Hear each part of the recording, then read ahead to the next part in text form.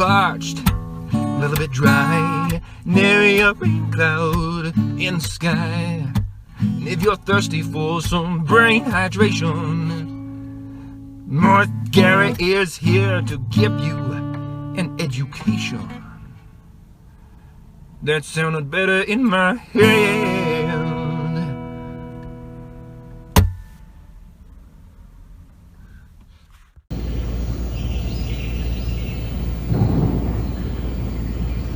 Oh hi, didn't see you there. What we got behind me here is a really long neck from a dinosaur called Barosaurus lentus, literally translating to the slow, heavy lizard, or technically heavy lizard slow if you read it in the order that the scientific, the binomial name is written out. Anyway, let's bring the camera on in and talk a bit more about it. So here we've got the end of the neck. We'll kind of go along the neck as we need to. You know, Barosaurus is one of the closest relatives of Diplodocus, and they use each other to fill in some of their gaps a lot. Though we do have a good amount of Barosaurus' skeleton found all over the western United States. Parts from the neck, all the way to the tail, the pelvis, the ribs, forelimbs, hind legs. The neck vertebrae are actually one of the more noticeable differences between Diplodocus and Barosaurus, or bone proportions specifically, which is technically what all the differences between closely related animals in paleontology is, in bone proportions and sizes. But specifically, Diplodocus has 2 more tail vertebrae than Barosaurus does, and proportionately longer tail vertebrae. Barosaurus has that 2 fewer tail vertebrae, but longer neck vertebrae. Some of the vertebrae, especially the base of Barosaurus' neck, can be 50% longer than their equivalent vertebra in a Diplodocus. So if you know what a Diplodocus is, but want to imagine a Barosaurus, just imagine a front-heavy Diplodocus. There's a lot of art that likes to depict Barosaurus in like weirdly more Brachiosaurus-esque poses, and it does have proportionately long legs for a Diplodocid. That's not saying much. The Diplodocids don't ever really have long legs, so being leader of the pack in that still means you're pretty stumpy. Barosaurus also has a fairly gracile or lightly built body compared to a lot of Diplodocids you might be familiar with, like Brontosaurus or Apatosaurus. As we move farther along the neck, we can just pick the camera up, or pick the stand up, and move along the neck. This is the original material. One of the best ways you can tell, at least I find, is to look for differences in material.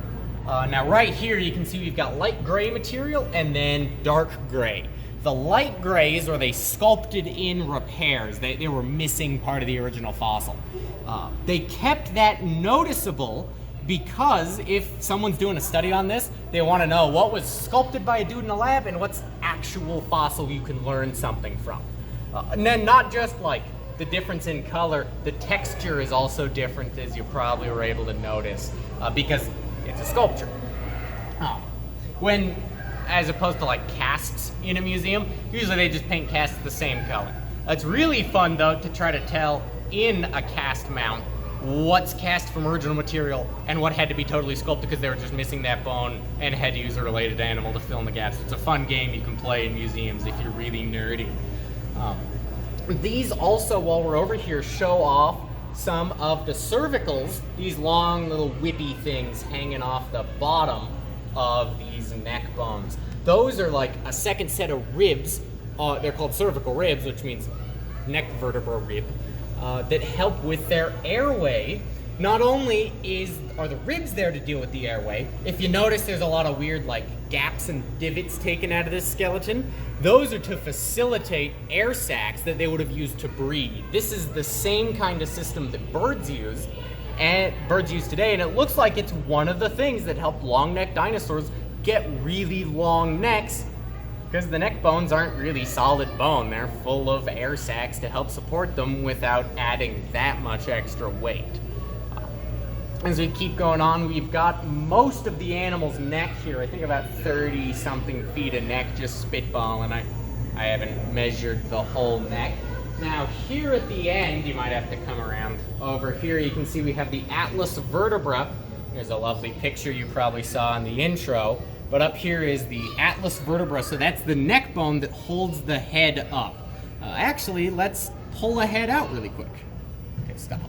Here I've got the skull of a Diplodocus.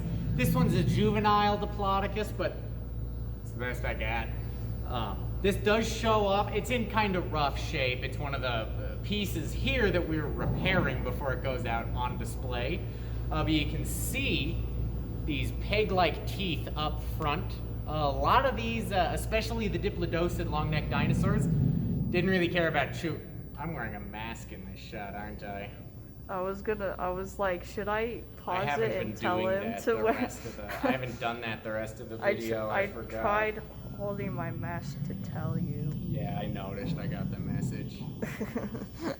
Okay. But so with Diplodocus here, we've got very like a long snout. This one has a bit of a narrow head. You see, his snout narrows down there. In an adult Diplodocus, they just have a square snout that the end of the snout is as wide as the back of their head. Some Diplodocids actually had skulls built where the end of the mouth was wider than any other point on the skull. Their only priority was shoveling food down their gullet. That's why they basically have garden rakes for teeth. Now, the macronarian sauropods, guys like Brachiosaurus and Camarasaurus, they actually did have spoon-shaped teeth that show some signs of grinding. They might have had enough manners to be chewing their food.